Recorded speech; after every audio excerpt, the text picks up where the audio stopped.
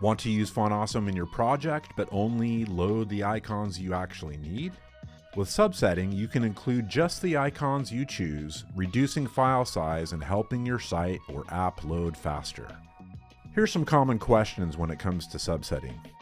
What is a subset?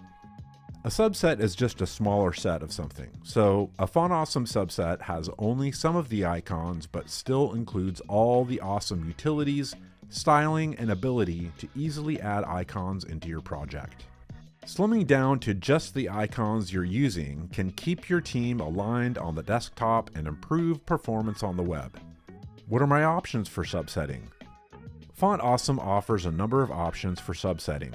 When creating a pro kit or changing your existing kit settings, you can select the full icon library by style or by choosing specific icons.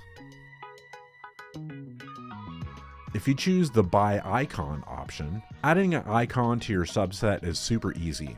To start, head to the search page. Once you've found the icon you'd like to use, click the plus button on the upper left corner.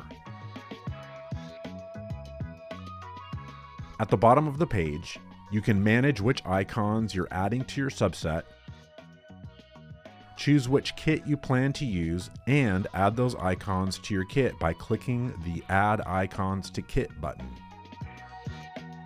You can also manage and add icons to your subset under the Icons tab in your kit.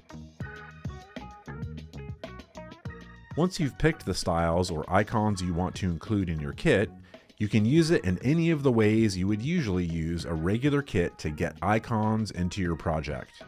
But remember, only the icons and styles you add to your kit will be available in your project.